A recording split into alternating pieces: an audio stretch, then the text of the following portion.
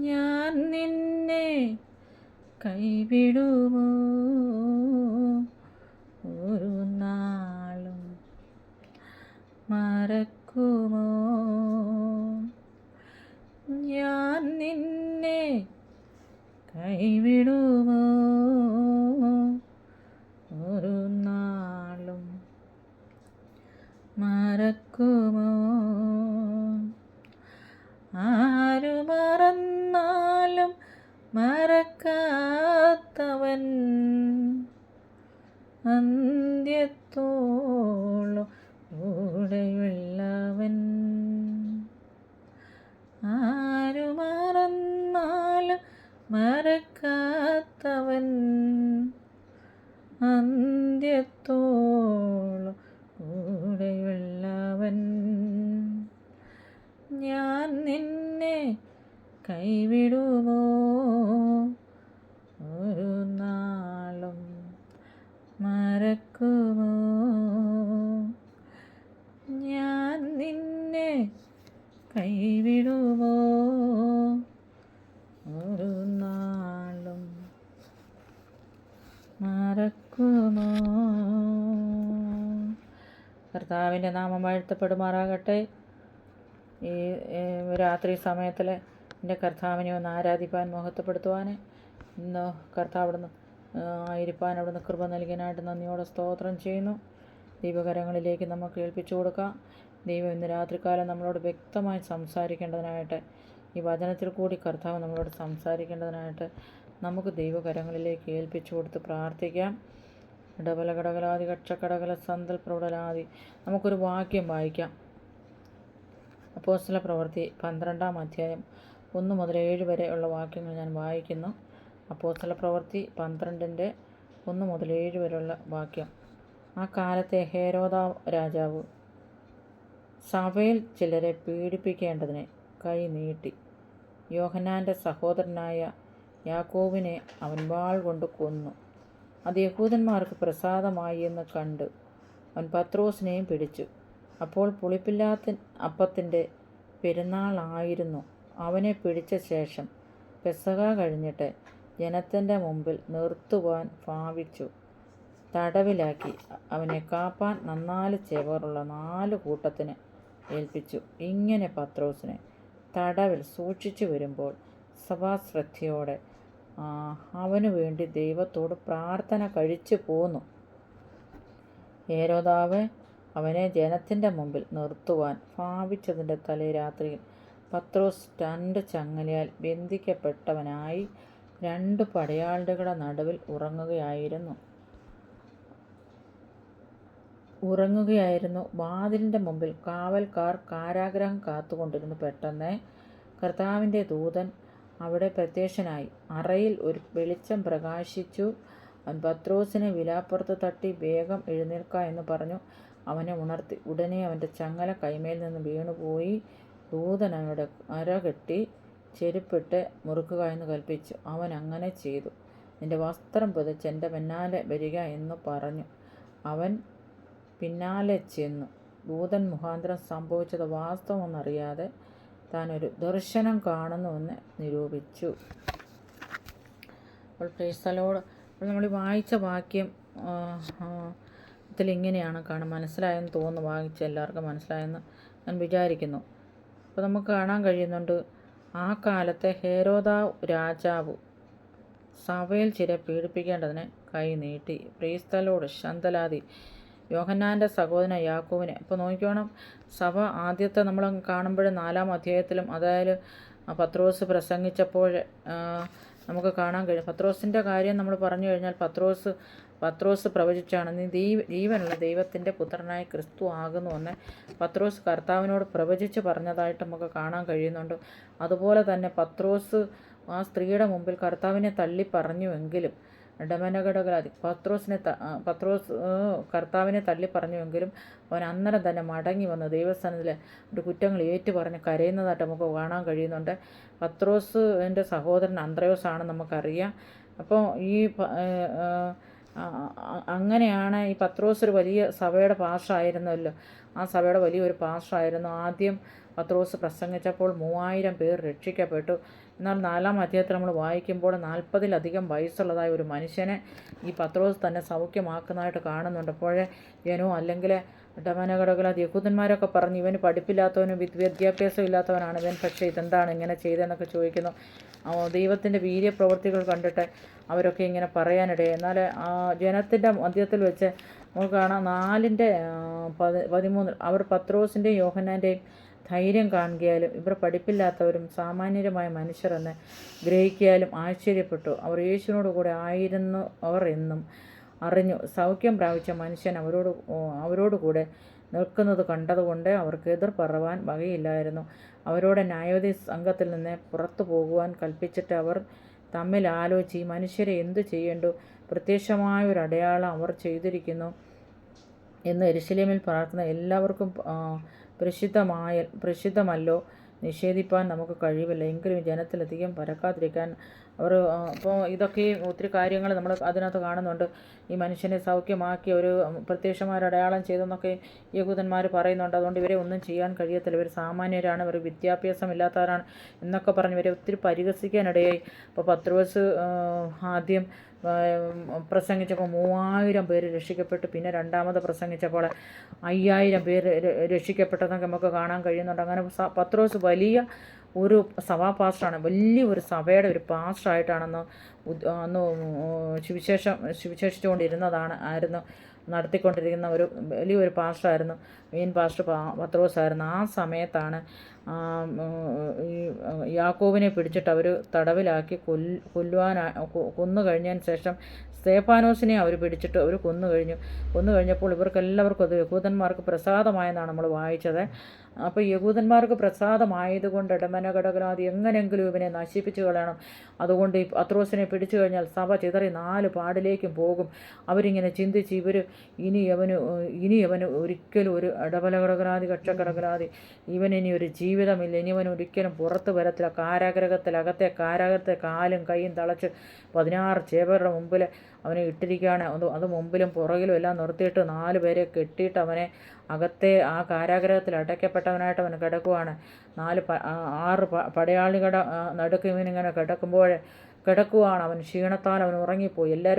പലരൊക്കെ പ്രസംഗിക്കുന്ന കേട്ടിട്ട് സാധാരണ ആരും ഇങ്ങനെ ഉറങ്ങത്തില്ലെന്നെങ്കിലും പത്രോസിനെ പിടിച്ച് അവർ ഒരുപാട് ഉപദ്രവിക്കുകയും ഒരുപാട് അടിക്കുകയും ശരീരം മുഴുവനും രക്തം കൊണ്ട് നിറഞ്ഞ് അല്ലെങ്കിൽ ശരീരം മുഴുവനും കീറപ്പെട്ടവനായിട്ട് ആ കാരാഗ്രഹത്തിൽ അവരുടെ ചങ്ങലയിൽ അവരുടെ കാലും ഇവരുടെ കാലും കൂടെ കെട്ടി ഇങ്ങനെ കിടക്കുന്ന ആ സമയത്ത് തന്നെ ഇടമനഘടകലാദി അത്രമാത്രം ജീവിതത്തിൽ വേദന അനുഭവിച്ചുകൊണ്ട് ഈ മനുഷ്യന് അന്ന് രാത്രിയിൽ ക്ഷീണം കൊണ്ട് അങ്ങ് ഉറങ്ങിക്കഴിഞ്ഞപ്പോഴാണ് നമുക്ക് ആദ്യം ഞാൻ പറഞ്ഞതുപോലെ തന്നെ ഇങ്ങനെ പത്രോസിനെ 5-ാം വാക്യം, ഇങ്ങനെ പത്രോസിനെ തടവിൽ സൂക്ഷിച്ചു വരുമ്പോൾ സഭാശ്രദ്ധയോട് അവന് വേണ്ടി പ്രാർത്ഥന കഴിച്ചു പോകുന്നു. സഭയിൽ ഇവർ പ്രാർത്ഥിക്കുന്നുണ്ടെങ്കിലും ഇവർക്കറിയാം പത്രോസിനെ ആദ്യം ഇവർ യാക്കോബിനെ കൊന്ന് രണ്ടാമത്തെ സ്തേഫാനോസിനെ എല്ലാം കൊന്നുകളഞ്ഞു. പത്രോസ് ഒരിക്കലും വിടുവിക്കപ്പെടാൻ പോകുന്നില്ല. അകത്തെ കാരാഗ്രഹത്തിൽ അവൻ തളയ്ക്കപ്പെട്ടവനായിട്ട് അന്നത്തെ തലേ ദിവസം അന്ന് രാത്രി ഉറങ്ങുന്ന സമയം പെസഹയായതുകൊണ്ട് യഹൂദന്മാർ അന്ന് ഇവരെ കൊല്ലാൻ അവർക്ക് പറ്റത്തില്ല. കാരണം അവർക്കുള്ള ചട്ടങ്ങളും ക്രമങ്ങളും ഒക്കെ അവരുടെ ഒരു പ്രമാണമൊക്കെ അങ്ങനെ തന്നെയാണ്. അതുകൊണ്ട് അന്ന് കൊല്ലാൻ കഴിയത്തില്ല. ഇടമനഘടകനാദി തന്നെ കേൾക്കുന്ന ദൈവജനമേ, അന്ന് രാത്രിയിൽ പത്രോസ് ചങ്ങലയാൽ ബന്ധിക്കപ്പെട്ട പടയാളിയുടെ മധ്യത്തിൽ ഉറങ്ങുന്ന സമയത്ത് തന്നെ സഭാശ്രദ്ധയോട് അവന് വേണ്ടി പ്രാർത്ഥിച്ചിട്ടുണ്ട്. ഹേരോദ് അവനെ ജനത്തിൻ്റെ മുമ്പിൽ നിർത്തുവാൻ ഭാവിച്ചതിൻ്റെ തലേ രാത്രിയിൽ പത്രോസ് 2 ചങ്ങലയാൽ ബന്ധിക്കപ്പെട്ടവനായ 2 പടയാളികളുടെ നടുവിൽ ഉറങ്ങിയായിരുന്നു. അപ്പോൾ നമുക്ക് കാണാൻ കഴിയുന്ന 2 പടയാളികൾ 2 കാലിൽ ഇങ്ങനെ ബന്ധിച്ചവനായിട്ട് ഇങ്ങനെ കാണുന്നുണ്ട്. 16 പേരടങ്ങുന്നതായ പടയാളികളുടെ നടുവിലാണ് ഈ പത്രോസ് ഉറങ്ങുന്നത്. ഇടമനഘടകനാദി വാതിൽ കാവൽക്കാരായിട്ടിരിക്കുന്ന പടയാളികളുണ്ട്. ഇവനൊരിക്കലും പുറത്ത് വരത്തില്ലെന്ന് ഇവരിങ്ങനെ വാദിച്ച് ഇവർ പറഞ്ഞ് ഇനി അവന് രക്ഷയില്ല, ഇവന് മരണമല്ലാതെ അവൻ്റെ മുന്നിൽ ഒന്നുമില്ല, ഇവനിനി ഒരിക്കലും പുറത്ത് വരത്തില്ല, ഇവനിനി ഒരിക്കലും ശുശ്രൂഷിക്കത്തില്ലെന്നൊക്കെ ജനം പറഞ്ഞു, യഹൂദന്മാർ പറഞ്ഞു, നിന്നവർ പറഞ്ഞു, സഭയിലുള്ളവർ പറഞ്ഞു, അവൻ പ്രിയപ്പെട്ട ആൾക്കാർ പറഞ്ഞു ഇനി അവൻ ഒരിക്കലും പുറത്തു വരാൻ കഴിയത്തില്ലെന്ന് ഇങ്ങനെ പറയാനിടയായി.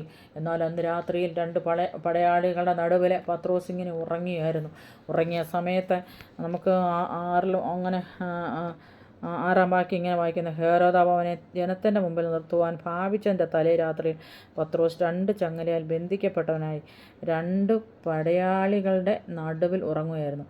വാതിലിന് മുമ്പിൽ കാവൽക്കാർ കാരാഗ്രഹം കാത്തുകൊണ്ടിരുന്നു. പെട്ടെന്ന് കർത്താവിൻ്റെ ദൂതൻ അവിടെ പ്രത്യക്ഷനായി. അവൻ ആ ഇരുട്ട് കൂട്ടിലിങ്ങനെ ഉറങ്ങുന്ന സമയത്ത് ക്ഷീണത്താൽ മുറിവ് കൊണ്ടും വേദന കൊണ്ടും അങ്ങ് ഉറങ്ങിപ്പോയി. എന്നാൽ പെട്ടെന്ന് കാരാഗ്രഹത്തിൽ ഒരു ഭയങ്കര, അല്ലെങ്കിൽ അറയിൽ ഒരു വലിയൊരു വെളിച്ചമുണ്ടായി. അപ്പോൾ ഈ വെളിച്ചം ഈ കിടക്കുന്നതായ ഇവർക്കൊന്നും കാണാൻ കഴിയത്തില്ല. ഡമനഘടകൾ പ്രബലാദി ഇവരാരും വെളിച്ചം കണ്ടില്ല. എങ്കിലും കണ്ടത് പത്രോസാണ്. അപ്പോൾ ഉറങ്ങുകയാണെങ്കിലും ഒരു ദർശനം കണ്ടതുപോലെ പെട്ടെന്ന് കർത്താവിൻ്റെ ദൂതൻ അവിടെ പ്രത്യക്ഷനായി. അറയിൽ ഒരു വെളിച്ചം പ്രകാശിച്ചു. അവൻ പത്രോസിനെ വിലാപ്പുറത്ത് തട്ടി വേഗം എഴുന്നേൽക്ക എന്ന് പറഞ്ഞു അവനെ ഉണർത്തി. നോക്കിക്കൊണ്ട് നമുക്കിവിടെ കാണാൻ, ഉടനെ അവൻ്റെ ചങ്ങല കൈമേൽ നിന്ന് വീണുപോയി.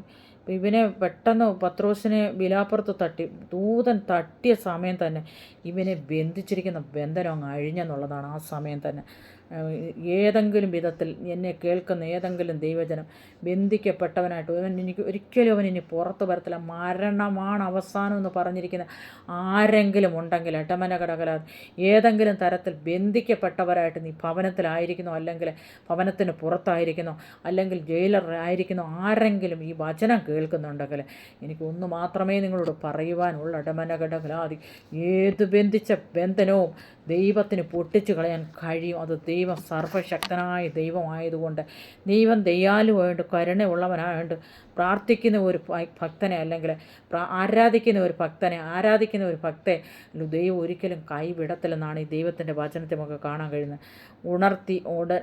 അവനെ ഉണർത്തി. ഉടനെ അവൻ്റെ ചങ്ങല കൈമേൽ നിന്ന് വീണ് പോയി. ദൂതൻ അവനോട് അരകെട്ടി ചെരുപ്പിട്ട് മുറുക്കുക. അപ്പോൾ ഇവൻ്റെ ചെരുപ്പൊക്കെ ഉണ്ടായിരുന്നു. ഇവനതെല്ലാം മാറ്റി അവന് തുണി മുഴുവനും ഊരി, നഗ്നനായിട്ടാണല്ലോ കാരാഗ്രഹത്തിൽ കിടക്കുന്നത്, എന്നാൽ തുണി മുഴുവനും പറിച്ച് ഊരി കളഞ്ഞ് അങ്ങനെ കിടത്തിയിരിക്കുമായിരുന്നു. അങ്ങനെയാണ് ഉപദ്രവിച്ചത്. അപ്പോൾ ദൂതൻ അവനോട് അരകെട്ടി ചെരുപ്പിട്ട് മുറുക്കുക എന്ന് പറഞ്ഞു. അവൻ അങ്ങനെ ചെയ്തു. നിൻ്റെ വസ്ത്രം പുതച്ചെൻ്റെ പിന്നെ ഉടുക്കുന്നതിന് മുമ്പേ പുതച്ചിറങ്ങാനാണ് പറഞ്ഞത്.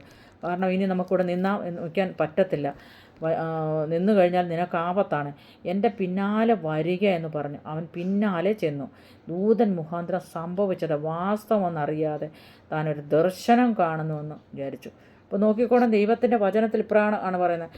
ഈ പത്രോസ് ഇന്നൊന്ന് റിയലായിട്ട് അന്നേരം അത് സംഭവിക്കുകയാണെന്നൊന്നും ഈ പത്രോസിന് അറിയത്തില്ല. പത്രോസ് വിചാരിച്ചു ഞാനൊരു ദർശനം ഇങ്ങനെ കണ്ടുകൊണ്ടിരിക്കുകയാണെന്ന് എന്നങ്ങനെ വിചാരിച്ചു. എന്നാൽ അതിനുശേഷം നമ്മൾ വായിക്കുന്നുണ്ട്, അവർ 1-ാം കാവലും 2-ാമത്തേതും കടന്ന് പട്ടണത്തിൽ ചെല്ലുന്ന ഇരുമ്പ് വാതിൽക്കലെത്തി.